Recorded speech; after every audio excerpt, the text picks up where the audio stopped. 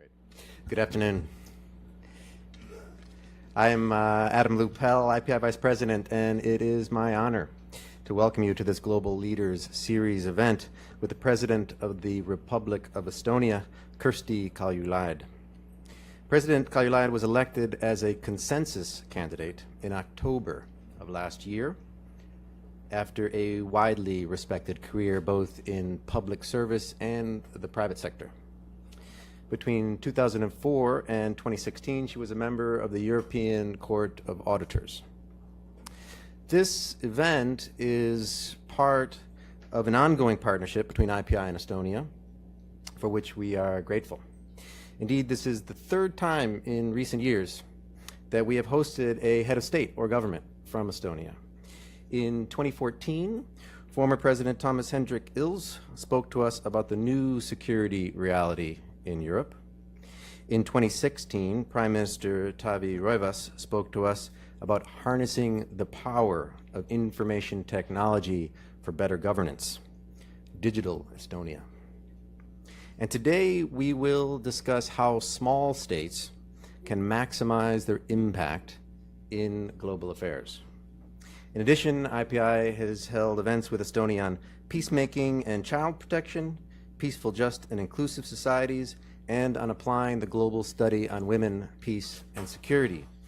I mention each of these topics not just to highlight our partnership, but because relevant to today's theme, looking at them as a series, it is evident in the case of Estonia that being small does not mean being short of ideas. But this should come as no surprise. As anyone who works around the UN knows, the role of small states is vital to the functioning of the United Nations system. The Forum of Small States, an informal grouping of states with less than 10 million people, has over 100 members. That's obviously more than half of the UN membership. Small states understand most intimately the need for a rule-based international system so that might does not make right, so that force is not the governing principle of the global order, but rather law and diplomacy. Perhaps it is thus most obvious to small states that it is through the multilateral system that we can best pursue our global common interest in a more peaceful and prosperous world. That pursuit is, of course, central to IPI's mission, and we take Estonia as a critical partner in that endeavor. So it is with great pleasure that we welcome President Kaljulaid to IPI. She will speak for about 10 or 15 minutes, and then we should have plenty of time for Q&A. Madam President, the floor is yours.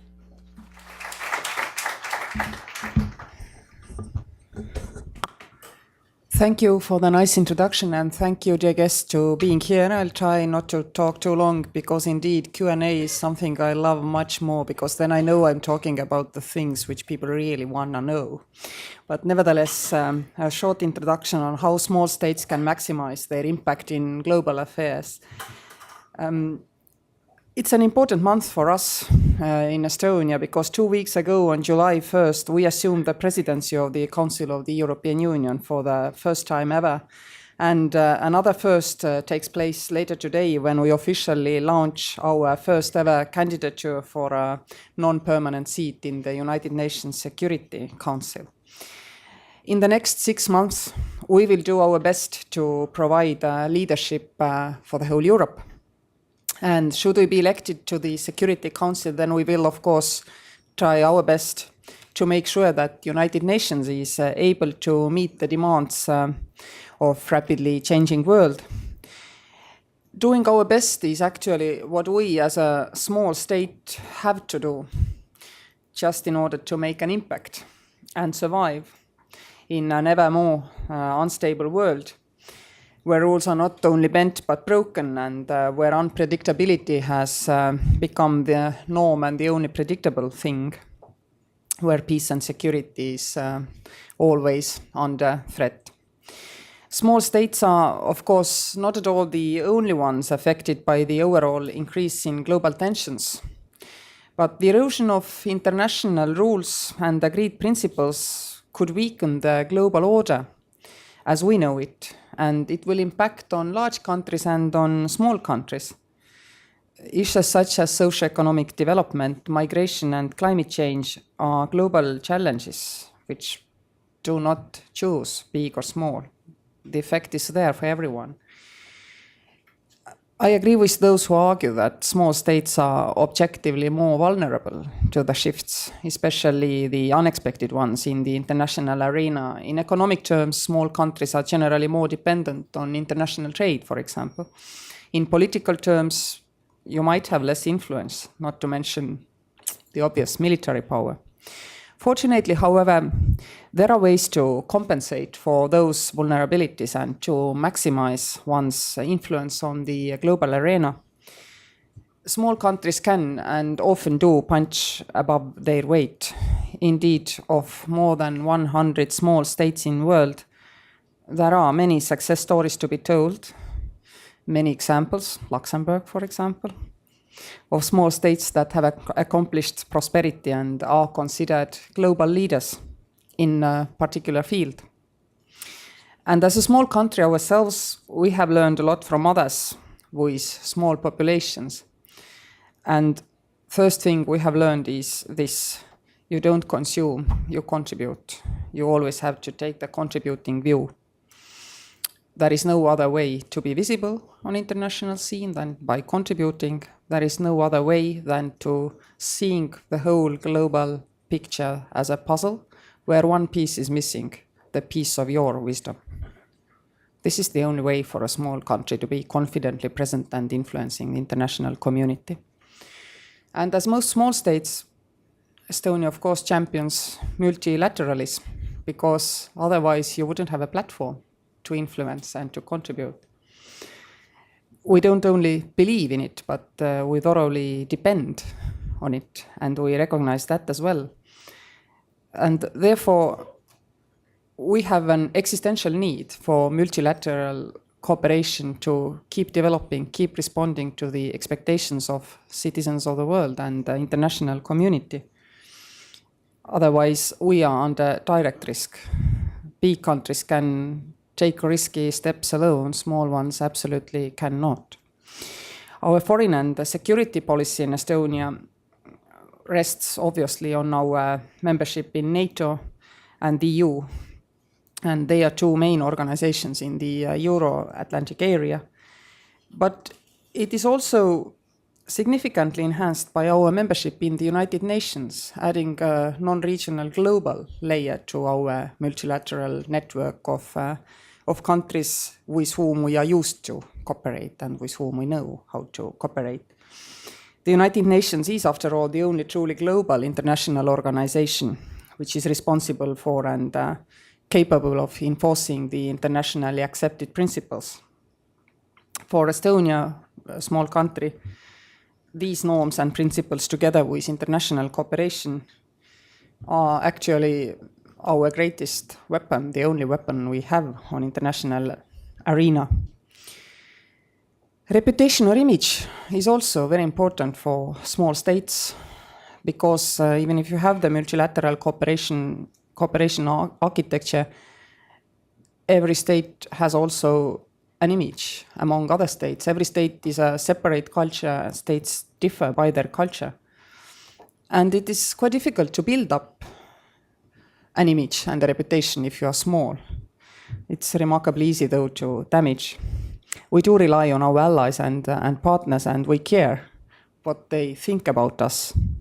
And so we continuously strive to act as a reliable and predictable partner to countries worldwide, positively, always helping to think towards the future in a positive way, not being overly critical, always being there if somebody needs a hand to analyze the situation and find positive, future-oriented, closer cooperating opportunities.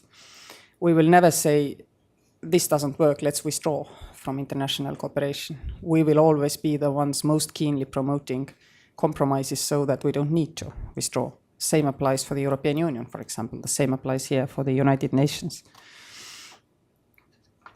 And it's clear that we cannot be everywhere, and we need to prioritize both on the international scene and also, obviously, back home. We need to choose carefully where we put our effort and what we could do best. And as it so happens, we have done something probably best in the whole world. And this is our digital society, which we do have. And we started with this development mainly for, well, cost reasons. Our people were expecting our government to provide services to their people similar to what much better off countries were doing, and we didn't have resources, so we had to do it more effectively and be efficient. We did, and now we have indeed a competitive advantage over any other state in the world in the digital matters. And we don't use this as a competitive edge for ourselves, but we put this knowledge we have acquired out there to be used by all our partners in Europe, and why not wider, also our partners in United Nations, to demonstrate that transformation can happen really quickly if you embrace new technologies quickly. But we also adamant to stress always that there is another pillar to quick transformations. And this has to be respect of liberal values and liberal democratic rules. Freedom of speech, freedom of ideas, media freedom, all these are very important, because otherwise you do not attract any investment to your country. You do not build trust in international community. So this is also something which we can put out there and tell other countries facing similar challenges as we did. We could demonstrate that transformation takes respect of generally expected human rights, freedoms. Cannot happen otherwise. You must not do compromises to say that we are poor, therefore we cannot afford it. Yes, you can. And this is also part of our message to the rest of the world. Democracy is not dependent on your GDP per capita. Yes, you can, when you are a democratic country, raise your GDP per capita much quicker, but it doesn't depend. It's available to everybody globally. I believe this is a message which is useful for the rest of the world from us, from a country which in 25 years has demonstrated that you can get from country which was occupied by the Soviet Union, among those which IMF classifies as well-off countries, since 2006, in fact. So it took us 15 years to move up of that table. And the digital aspect indeed is important in different sense as well. We all know that people and businesses globally are in the internet and cybersphere. Where are the governments? Analog mode, mostly. There's Estonia, there is Finland, there's Latvia, there's Luxembourg, who to different degrees are also digital. Estonia is probably most comprehensively digital, and it's the platform we share between private and public sector, so it's inclusive to everybody. And we tell to others that there is no option anymore. It's not a matter of choice. This is happening. Governments, just one example, governments have always had responsibility to their people and their businesses in their democratic and economic development, which is identification of their people. We call this passport. You go to a counter, somebody looks at it, and at your photo, you are identified. Now, quite a lot, big proportion of our transactions nowadays tend to happen over internet. And governments, for some reason, in most places have given up on their basic role of safe identification. Google provides it, Estonia provides it, Luxembourg, Latvia, they do provide it as well. But that's definitely a minority of states, small states, by the way, and a big multinational company on this. I wouldn't call it market, but on providing basic function for a society. We need to talk openly about those things, that the governments probably don't want to be the last ones who follow their people into the internet. And they also have the obligation to keep internet safe and open for all of us. Because similarly to street space, you don't abandon it because bad things happen on the streets. You police streets, you make sure your government footprint is there, you are present. We don't need to police internet, but we need to make sure that governmental footprints are also in the internet, they are present there. Otherwise, it's a place, it's a real space. It's not anymore something which is very abstract. It's a real space. It will be a place for those who are crooks and who are dishonest. We don't want that. So this, an example of transformation by liberal democratic value application and some good luck together with, well, efficient thinking of the new technologies has brought us here. And if we are now launching our campaign to become the United Nations Security Council non-permanent member, then I insist that it's because we want to contribute.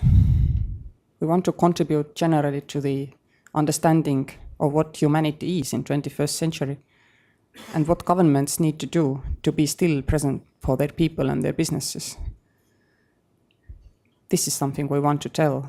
In addition, yes, we are a first-time candidature. We believe United Nations is an inclusive structure which wants everybody to have their chance. And we understand the general common problems of small states and the, well, inevitability of making the multinational networks stronger to survive. This is common with us, together with our other small states, but we have our own edge. And having been here today and having spoken to UN people, I also feel strongly that our campaign could help with the United Nations reform process. They are the main ideas of the reform, preventive action, but also the technical aspects, less complicated structures, not expanding your own capacity, but working and networking together with others. I would fully subscribe to those, and I would fully be ready to campaign for those during our campaign to become the non-permanent member in the Security Council as well, because they fit exactly with what small countries need. You need stronger and apt United Nations to react, because there is simply no other. We're also proud that for half a year now also the European Union and European Union thinking of United Nations will be discussed under Estonian leadership. And I'm proud that European Union at the end of June endorsed the reform process, asked also some pretty demanding questions about the reform process.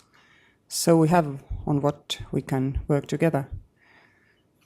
What a small country does bring to international arena, one additional thing is that due to the lack of resources, they tend to be more straightforward in their thinking and action, more impatient.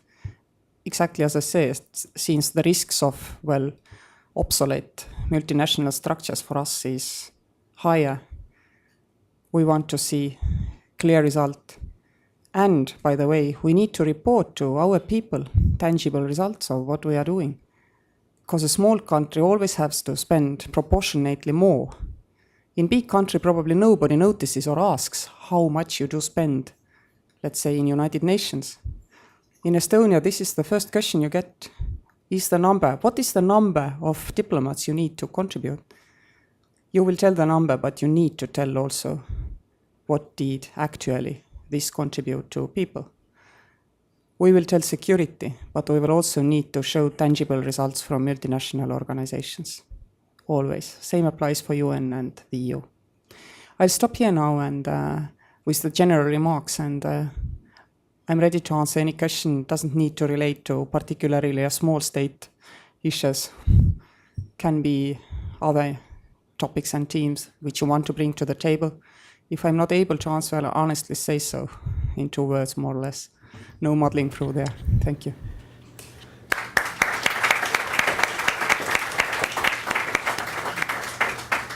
Thank you. Thank you so much, Madam President. I really appreciate your remarks,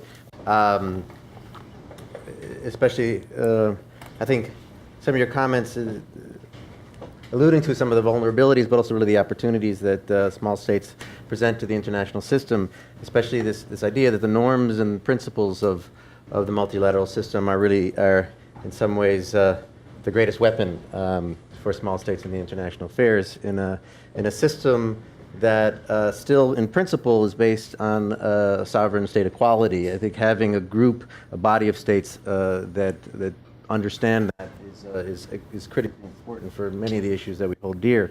And also I think, thank you for presenting Estonia as an example about how transformation can truly happen quickly. I think that is really an important lesson for much of the world today, especially as we're on the beginning side of working to implement the Sustainable Development Goals. I think sometimes the goals seem so distant, but there's an understanding here that Estonia that you think change can happen quickly, and especially if you embrace new technology that Estonia is an example for, and but also this commitment that it must include a commitment to human rights and fundamental freedoms. Also, just by way of interest, I was really struck by your comment, and this is maybe a little bit aside, that the digital world is a real space, that it's no longer virtual. I think that's really actually quite fascinating, and I think that Estonia is, I think, really out ahead on that issue, and I'd be interested to hear more. But enough from me. The floor is open. We have plenty of time for Q&A, and I think we'll just we'll take a few questions and then come back to you. Maybe a short remark. Oh, yeah, Yes, sure, transformation can happen quickly, but there is this condition that you need to have your society to be free thinking. Because especially in 21st century, I mean, all the technology we are today using, in 10 years' time, it's Stone Age.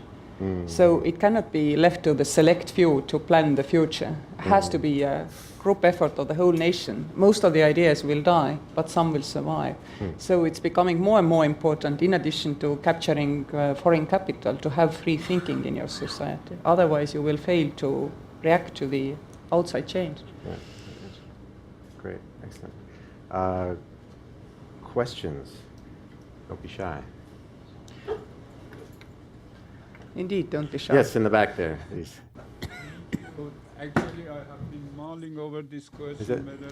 Sorry, and if you could please introduce yourself. We are webcasting, so if you could say your name and your affiliation, much appreciated. And I have air conditioning just behind me, so you need to be louder. Yeah. I didn't hear a word.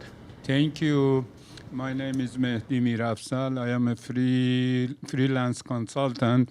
So this question is very personal. Actually, I have been mulling over this question, whether I should ask this question or not. But anyway, I decided to pose this question to you. Without prejudice to the importance of small states, I wanted to say, okay, perhaps Estonia or any other country who is like Estonia joining Security Council will be another either United States or France or UK or Russia or China, usually because of they usually, of course, there are exceptional. We have exceptional small countries who have been very active and have been able to withstand the pressure from big power. But when it comes to small states, they are not able, due to the size or nature of the country, to withstand the pressure of the big powers, and usually they try to follow the policy of those countries. So I am wondering whether you think small state countries could be in a position to withstand that pressure.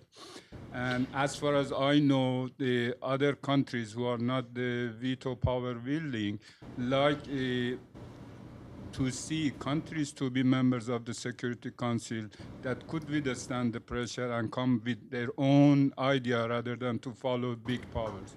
Thank you.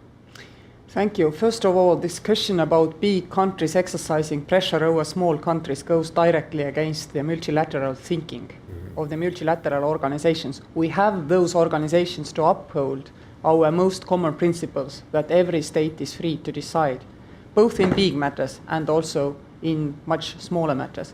There is an additional layer of defense. Most of the conflicts with which Security Council has to deal, they might actually happen in different parts of the world. Hence, you have totally free-thinking position.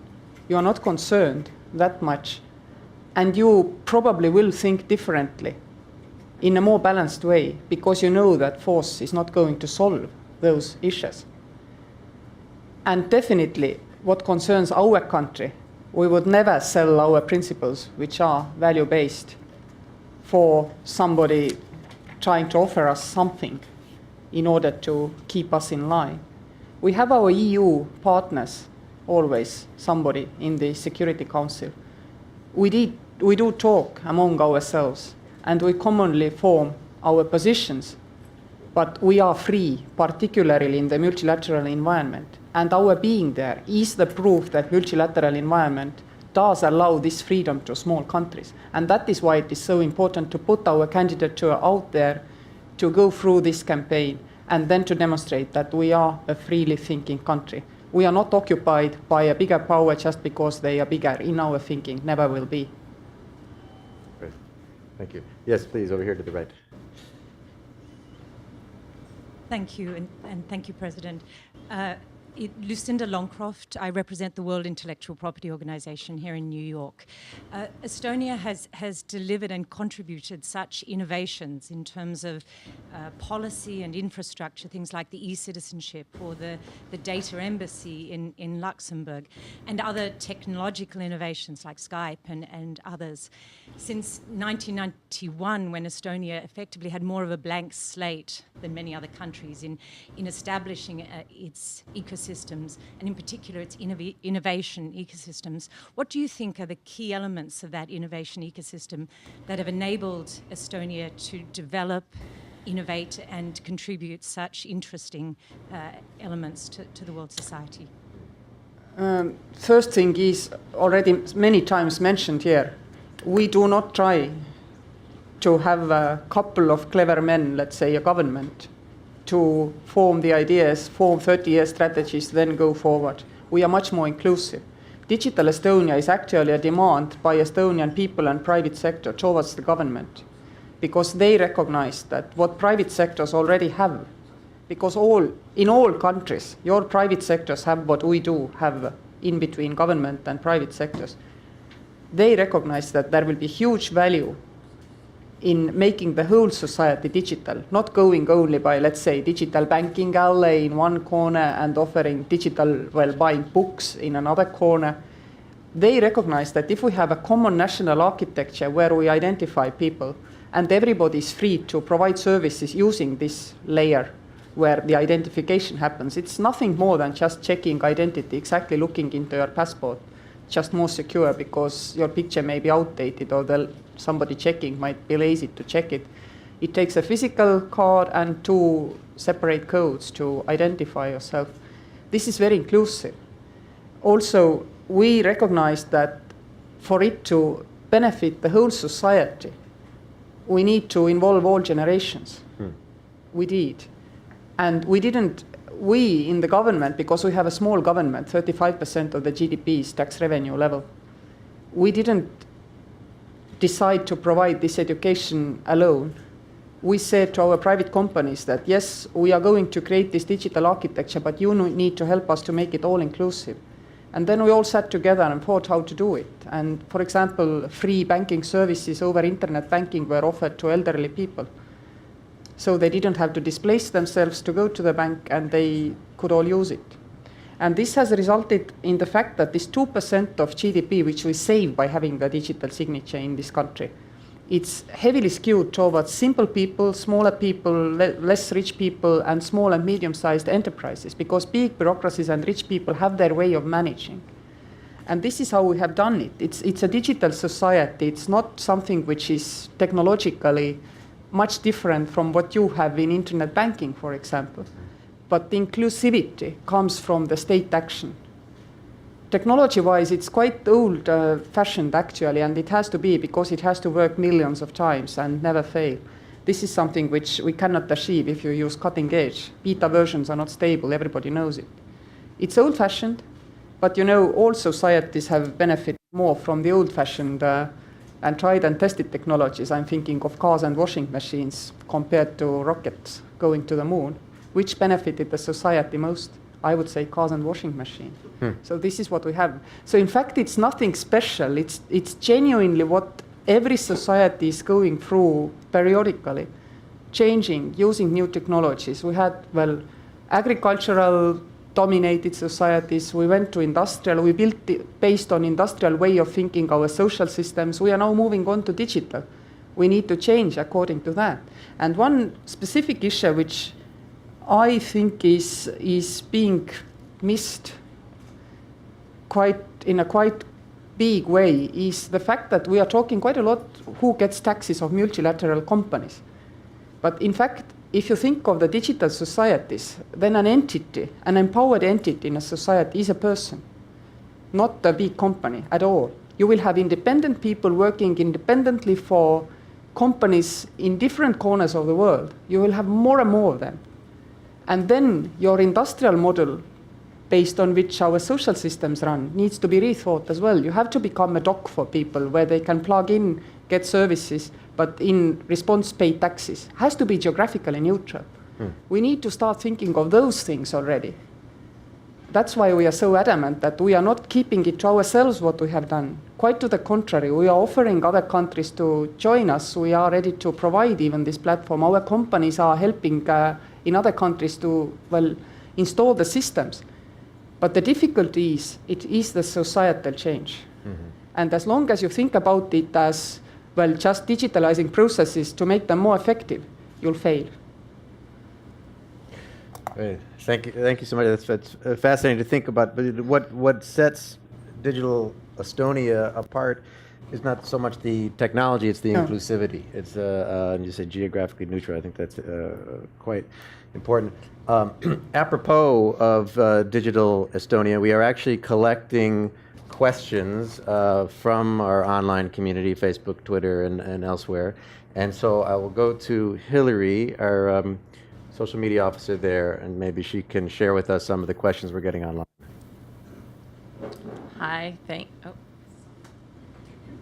Hello? Yeah, hi. This question comes to us from Ermo in your capital. Whoop. And he wants to know, as the physical space becomes synonymous with the virtual space, and nations need to provide protection of equal extent on both fronts, to what extent could we face the problem of slowing technological growth so we can train capable, in quotes, tech police? Thank you. This refers to something which I like to call cyber hygiene as opposed to cyber defense. Cyber hygiene is something akin to washing your hands and teeth, etc. And gradually, when people recognize that actually technology will never keep them safe, it will always be the brain which keeps you safe, they will learn cyber hygiene. We need to actively promote cyber hygiene. We should absolutely not police the internet. But cyber hygiene can do great things. And, you know, if you had asked me half a year ago, I would have been theoretical on this. I would have been saying that probably because we have already one generation of people using internet for more vital services, communicating with each other and businesses and government. Our people know that as soon as you see this little sign in general update, they know it's because there is a hole in the system, so patch needs to be implemented really quickly. That probably we have over the years built up a more resilient system. And WannaCry for us was an interesting test. Nothing was affected. Nothing, virtually. Zero level of penetration in Estonian systems. Because people update. And this is, again, a societal exercise which people, government, and businesses need to go together, and which sometimes makes you a little bit worried is that you all actually do trust digital information structure because nobody keeps your dollars on the mattress here. They all in database somewhere. You trust your bank with that. You know they have the knowledge on how to protect systems. And you need now to break out from keeping this as a private-only element. You need to bring this to the biggest society. It's there. You don't have to come to Estonia to learn. It's there. But indeed, we may have also some tricks to teach people, and in this cyber hygiene sphere, I said it's always people, not technology. But nevertheless, I see now globally digital services sometimes developing based on unencrypted emails being sent to people to use a certain service.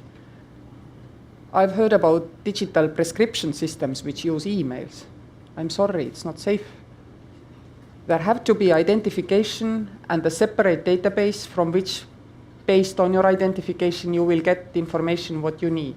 There has to be an email to you back which says somebody checked your data, which guarantees you that nobody knows is around in your data.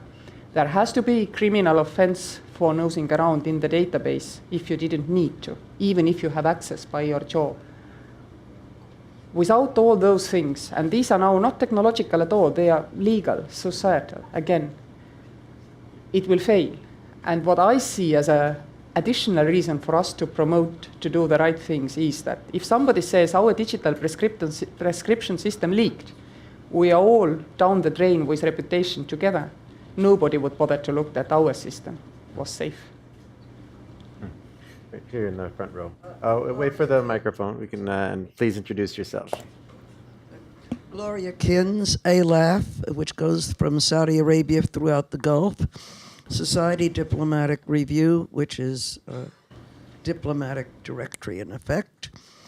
And the Jewish Post. I work with all those publications. My question is, are you working in your search for the Security Council seat with the Comecon, which is all the Caribbean countries who are small, many of them extremely rich, like the Bahamas, and in a smaller countries like Luxembourg, which are also small, who today are going into banking and also into the same areas you are. There certainly can be partnerships between Luxembourg and yourself, because Luxembourg's relationships are more into their Arab world colleagues, but also they're not that close to the European Union. And I think their talks with those countries could be extremely valuable to you. San Marino is small, Monaco is small, and they're rich, and they're successful. I think, and here I'm asking a question, but here I'm wondering if your consul general is active here, because that's business in the United States. Mm-hmm. That's my question. So some advice here from the... Yes, some of it was advice, and indeed, of course, we are looking at those groups of countries as well. With Luxembourg, actually, we are, getting close as twins, I would say, because the copy of Estonian digital state is in Luxembourg, by the way. And we also interoperate in this sense that we recognize each other's digital societies' moves, like signatures, for example. So indeed, we need to cooperate with all those countries, and we have countries who have told us that they like to help us to enhance our capacity to communicate, because we recognize that we need indeed all the support we could have to make us known. But for me personally, it's more important than getting us to be known, is to getting me, myself, our government, our diplomats to understand more the global issues which these countries, they are small, yes, but they are in different parts of the world. And we need to add to the empathy of international cooperation. And it's easier done when you have a concrete objective, concrete aim in doing this campaign for United Nations Security Council, for all our diplomatic service to go and gain this knowledge about what interests these countries indeed. And of course, we also work with business organizations and communities. Great. Yes, Mel. Good afternoon. My name is Mel Duncan from Nonviolent Peace Force. This is a fascinating presentation about digital space is a real space, and really brings in dimensions that many leaders don't talk about here. should you be on the Security Council, could you envisage policies that would promote that individuality, promote access throughout the world, while at the same time protecting individual security? Obviously, first of all, there is already a working group also in the United Nations, and there are different ones also in other organizations like NATO, which look at the international law and its application in the cyberspace. This is important in this sense that we need to take this sphere as exactly the same. This is what it means. It's real. It's not something different. And these working groups deliver their results, which will help countries in their own thinking about how far they could, for example, go in order to protect their cyber systems vis-à-vis other countries and attacks coming from elsewhere. Also, attacks coming from another country for which that country is not responsible, but as a digitally failed state, let's imagine, is unable to take action. So all these things need to be thought through, and I can see that there is a big space to try to bring cybersphere into our legal thinking in the United Nations through this campaign, and also while we are in the Security Council. And again, internet needs to remain free. For that, it needs to be legally regulated. And for it to remain free, people need to be educated. Educating people, guaranteeing equal opportunities. This is a overarching aim of United Nations as well. Making sure that people globally are enabled, taking care that the next generation is socially mobile. I think this is one of the best working parts of the United Nations work as well. So indeed, I see lots of opportunities to make sure that understanding about technology, capacity to use technology, capacity to regulate technology will prevail.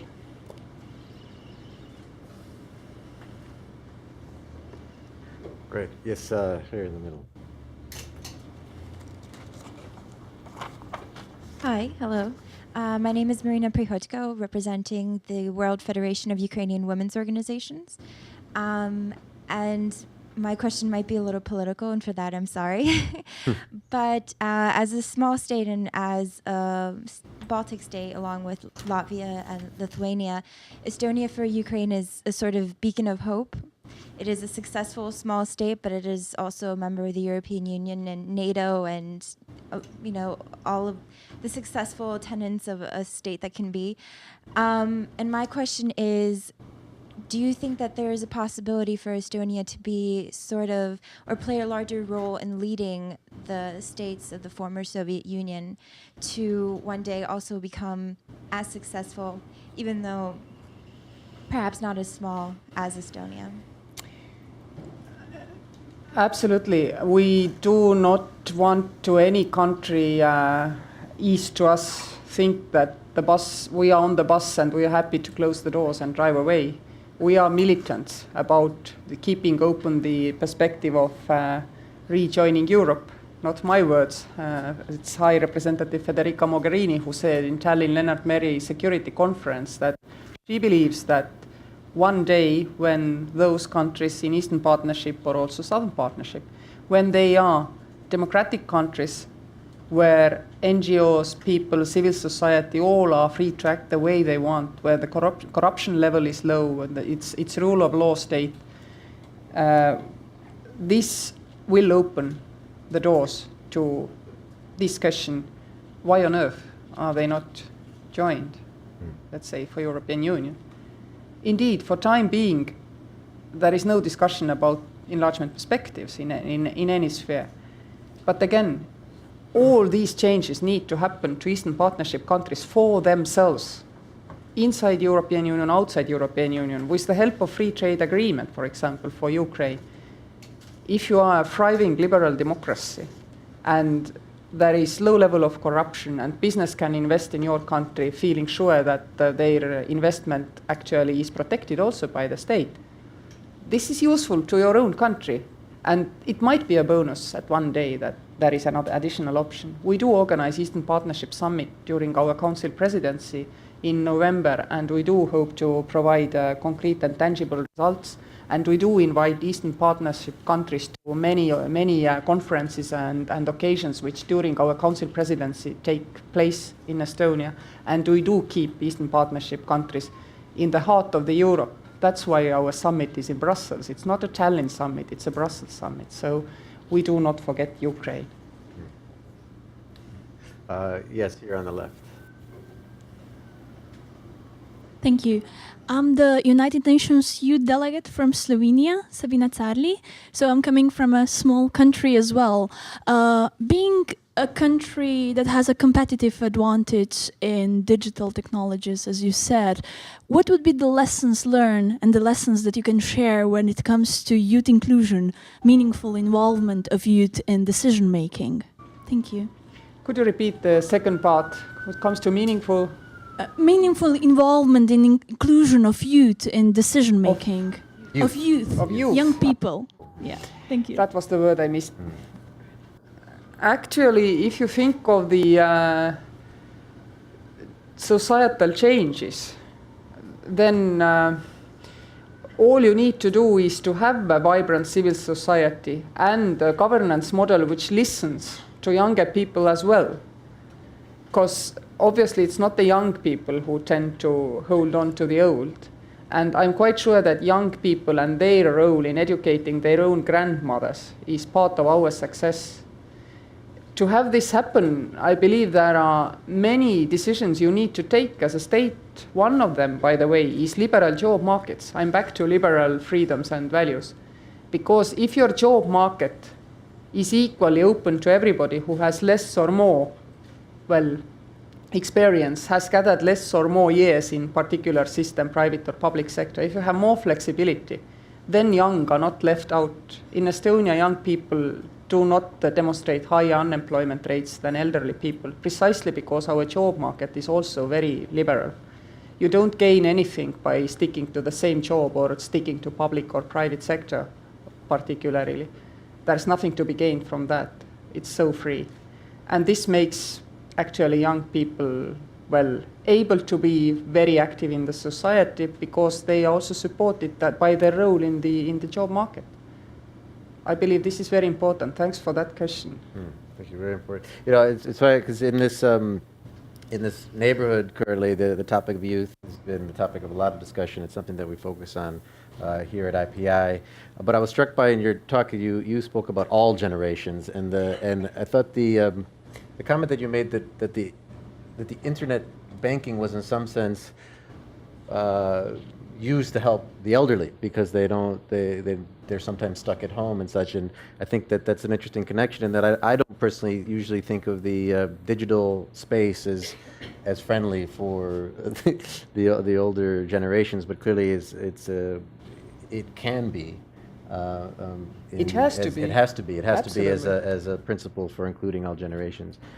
Just a thought there. I think did I just see a hand over here on the left? No. I take it strongly to my heart that elder generation must not feel left out. Because frankly speaking, they don't like to go on a hot day like today out and queue at any office. You feel much more enabled if you can sit with your PC. It may be difficult in the beginning, but you learn and then it's much better. But of course you need the help to learn, and we actually ran a Tiger Leap program to help them learn as well. As I said, not always publicly paid, but every public library carried a free internet point, of course, for elderly people to use. So instead of taking that bus, you just walk to your local library. Bus probably would have left in front of local library anyway. And then some young volunteers would invite you in and tell you that you don't have to go at all. And in addition, you save money because it's free on internet. There was another. I would like to answer that. For the elderly, We can get possibly use this new technology. The elderly don't understand. I call my bank. I'm elderly. I call my bank. I get a computer. I lose my credit card. I get 90 computers. On banking, they tell you you can buy anything online. I'm the old type. All I want is a telephone call to be able to talk to somebody, including in the United States. For any for app, anything, you get computers. I disagree. I think there should be some service where there can be a human being who answers the phone. I do think, because I've spent a lot of time on this, the disabled, they're a gold mine. They can't move. They're stuck in their wheelchairs, even the older people, but they can still work from any capacity. The brain is there, and even in the Middle East, where I've been concentrating, you can lock them in a room, the women can't look at anybody, and they're disabled. They can still be doing computer work to protect their country, including you're disabled. They're your countrymen, and they want to help. Absolutely. Totally. That is what we try to convey, that if it's done inclusively, the whole society does benefit. My mother is 75, and she's totally internet capable. She's Facebook compatible, everything. But it wouldn't have happened, indeed, if initially there wouldn't have been a young interface between her and the computer. And it wasn't me. It was the government-organized Tiger Leap program, which also included voluntary work from younger people. So to be inclusive, you need to have a societal agreement that we will do it. But where my mother got the incentive, her pension was, I guess, $50 probably. It's now Estonian average pensions are around 400, but it was years ago. And the bank said you will save 2 of those 50 by using digital. Yeah. Huge incentive. 2 of 50 when you are needy is really useful. Yes, sir. Hi, Janet Graydon, Columbia University. You mentioned the word inclusive. Underlying inclusive also means trust. Many countries, especially including the ones in the 100 that are small, do not have the trust of their citizens. So how do you create the inclusiveness that creates the trust for digitalization as well as good governance? Mm-hmm. First of all, I do believe that indeed good governance and the fact that people in general can trust their government not to abuse the information they have about their people is a must. You cannot digitalize the non-democratic society which doesn't have the right checks and balances to make sure that people are indeed well protected in this society. Without that, don't even try. It will only, people will not come along with it. Now you come to democratic societies, you also have trust issues. And here I always say, start with the simplest possible services. School applications, for example. And then move on to social applications. Ask for, why on earth do you have to go somewhere to ask for social support? These services which take less trust, and then you move to a higher level of the trust demand, like naming the babies online. And if you've got that done, then you can also already start to thinking about maybe electronic voting, but that should be the last service you implement. You need to build trust first. An important element of trust is to tell to people that even if in cybersphere nothing is always 100% guaranteed, nothing in this life is, we know it isn't. Yet we do drive on highways, we know some are dead by the evening, but we do drive. So risks will be. But compared to analog model, actually a person has more control about the information the state has in its hands. If, let's imagine Estonian police checks my tax record. I know they did. I'll be notified. Very common example is, which Estonians always use, is, do you know who checked your medical data at your doctor's office without taking fingerprints? And would somebody allow you to take fingerprints? Well, I don't need to. I would know that my family doctor's sister checked. So it's much more actually transparent environment. But to succeed, you must want to be transparent as a society, obviously. You cannot do it in a country which is not democratic. We in just a comment.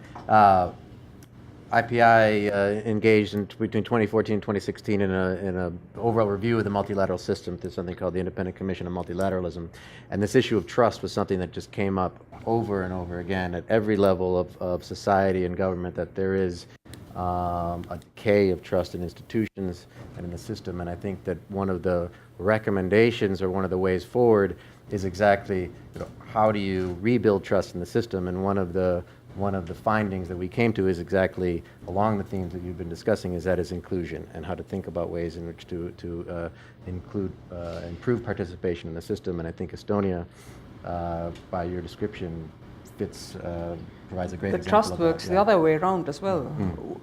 Sitting here as a president, I need to trust my people to be hygienic. Otherwise, you will have accidents every day.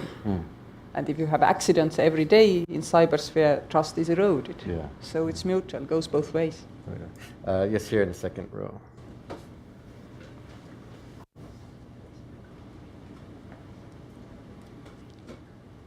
Thank you. Madam President, my name is Shahid Hussain, and I am a United Nations retiree, presently consulting with the UN Office for South-South Cooperation. For small countries, small in size. Sorry, can you hear me? Yeah, Yes. try to be closer to Good that enough. microphone. Okay, good enough. For small countries, it may not always be possible to staff their missions to the United Nations here in Geneva and elsewhere so extensively, so that in times of, say, the General Assembly and so forth, they can concurrently attend the meetings of all the main committees and other committees, and attend to informals, and so forth. And yet, they may have the capacity, the will, and the need to continue to participate in the important deliberations of these organizations and these committees. Do you think the time may have come when consideration should be given to the possibilities of arranging the attendance from the capitals, rather than sending people to New York to be able to attend meetings, say, for instance, of the second committee, the third committee, where competent officials of your Ministry of, say, Finance, or in the case of the third committee, the Ministry of, say, Social Affairs, may be able to attend, participate in the debates, sitting from their own offices in their countries, and make their contribution in that manner without having to incur the high cost of bringing people to New York and staffing them in the missions. Thank you. I do believe that this is a necessary development, that we do at least technical work where not heavy negotiation is involved from our own office towards whichever multilateral cooperation format we see. But I wouldn't advocate for it today, precisely because there is so little generally shared trust in those ways of working. And if there is something which is sensitive under the discussion right now, I don't see this could be implemented immediately. But definitely, well, through the gradual change and the reform process of the United Nations, doing things more effectively is high up on the agenda. This will come up. But for that, you need different trust levels than we currently have. I think actually you raised an issue that I think maybe is a little bit more inside the UN, so to speak, but something that we've recognized in our work at IPI is one of the big challenges for the smaller missions here is to be able to cover the whole system, and it puts a great strain. We have thought hard and heavy about this, so of course undertaking now this campaign ourselves. And right, yeah. But one of the findings that we made in some of our research on this, and actually I don't even think it's a research finding, it's more of an observation, is that those small missions that really invest in a small dedicated diplomatic corps that remain in the neighborhood for a long time often have even outsized impact because they have a real experienced corps of diplomats. And some of the shining examples of diplomats in the neighborhood really come from the smaller missions because they cover everything. You have exactly the same in the EU system, where small country presidencies can be, quite effective because they're flexible and because people cover, different spheres. The silos don't happen so quickly. So I share your feeling about this competitive advantage of the small nations in this sense as well. But there is no getting away from the fact that per capita you pay more for your multilateral cooperation if you're small, in every aspect. Diplomatic aspect, also support for United Nations activities, peacekeeping, also the other missions. I mean, NATO missions, EU missions, wherever. Per capita, small ones are always high up there. In the back, Els, yes. Thank you. I had two questions, one on the digital and one on the role of smaller states. On the digital, you mentioned that the digital society, for it to function, for it to benefit everyone, it needs to be inclusive, it needs to be transparent. And you said that's not going to be possible if you're not in a democratic state.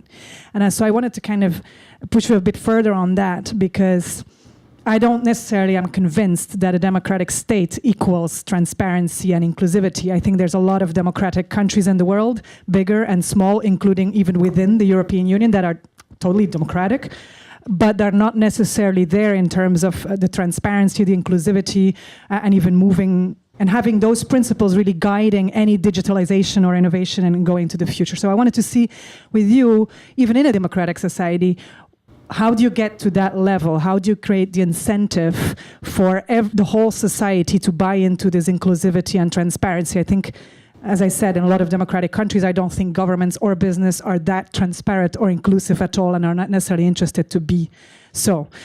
So that's on the digital. The second question I had was a little bit piggybacking on one of the earlier questions. With regards to small countries wanting to lead on a particular issue or to make a change in global affairs and resisting pressure from bigger states. And I think here small and big is probably more a term of power than in the number of population, so that comes with economic and military power, etc. But you referred to having your EU partners and others that can back you up. If a country that is very much dependent on international aid, both economically or militarily or in other domains, is also a small state, what would for you maybe one or two things that you could share in terms of advice on how you can resist that pressure, how you can say, well, I'm not going to sell out on my principle. How do you do that when your economy, your people are dependent on international aid that comes from the same big powers that are pressuring you? Thank you. First of all, I'm astonished at the low level of trust on multilateral partnerships between democratic countries demonstrated by that question. I cannot imagine sitting, let's imagine, in the EU Council somewhere, and up comes a minister from a bigger country to our minister and says, we need you to support us in a country, in a finding solution between countries X and Y somewhere. Otherwise, we wouldn't support your, let's say, your budgetary plea. It's unthinkable. It's totally unthinkable. And I do trust these systems, and I do trust bigger countries not to do the unthinkable.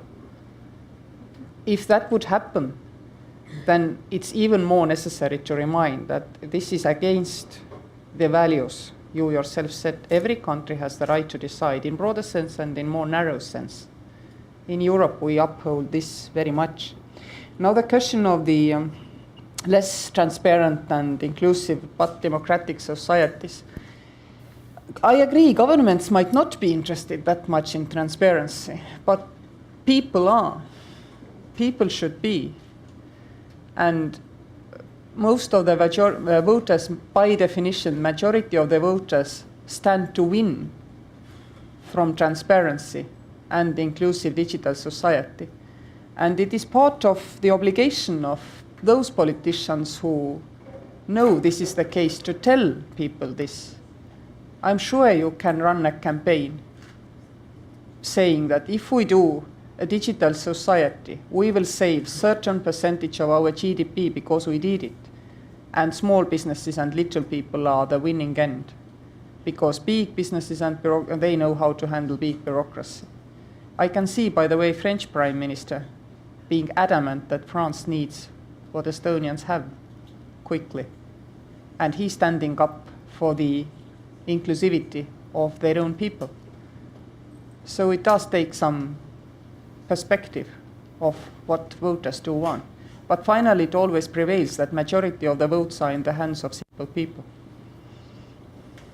We have time for one or two more questions over here on the left.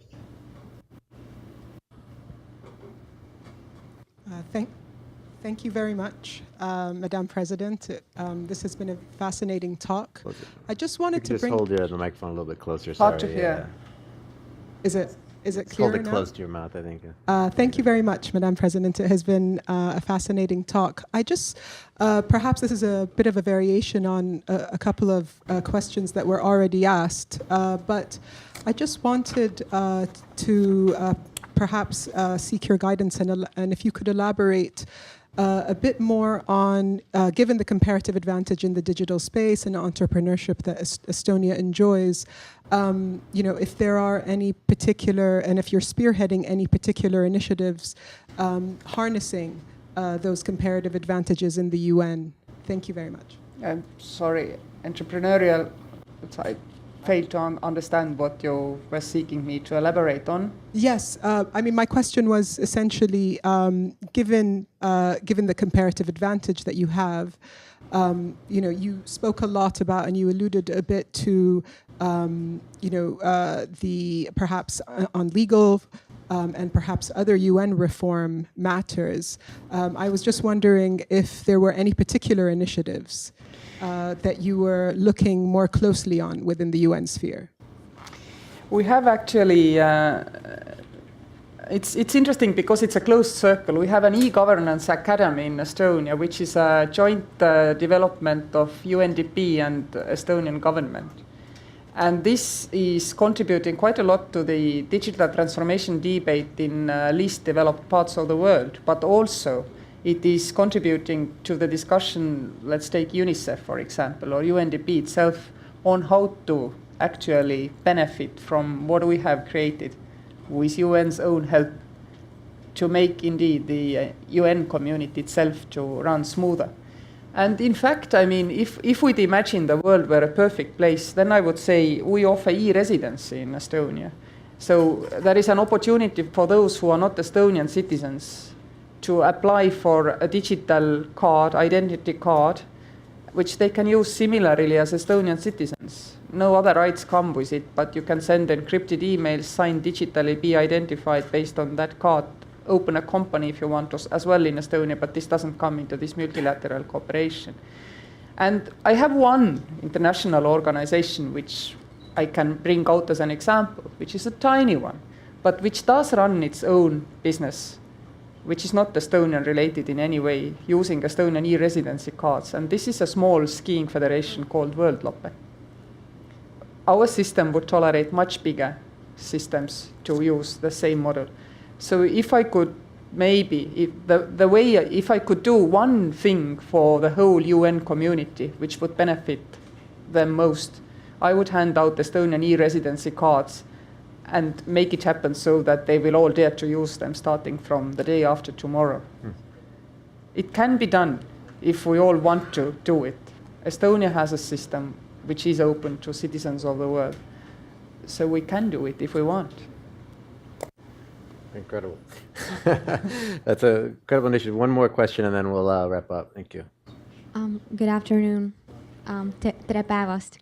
My name is Nicole Grinkovich, and I'm from Hunter College, as well as a future intern at the Bulgarian Permanent Mission to the United Nations. I would like to go back to the topic of the UN Security Council and Estonia as a prospective member. What will be the stance on the role of small countries dealing with the global refugee crisis? Thank you.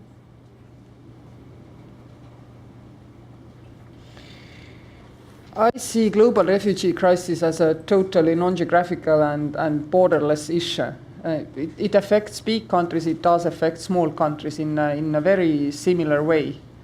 And multilateral environment is the only way on how we can actually solve those issues. As I said, small countries are normally ready to put up bigger proportion of their GDP to help elsewhere, and also, of course, outside of their own territory, because their own territory is small if they're small countries. I believe a coalition of like-minded small countries is extremely envisageable to make sure that more money is in a solidaric thinking also distributed outside of our own territories, also outside of the EU, for example, through EU developmental action and activities to the places where people are really needy. This can be done, and small countries have a special interest, of course, obviously in it, that since they contribute more, their citizens are more sensitive to how this spending is used. I believe there we have a role for special small country cooperation. Otherwise, I don't see this as a small and big country issue. Great, thank you. I think we're just about out of time.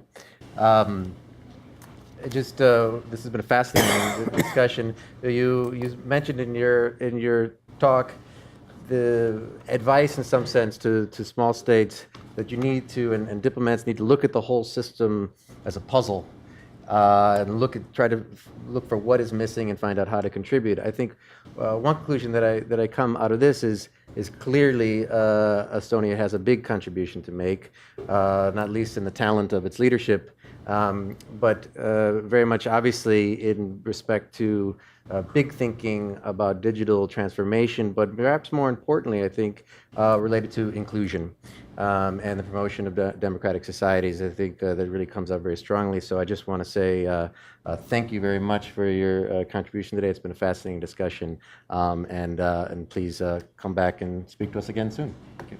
Thank you for all your questions. You contributed all to this discussion.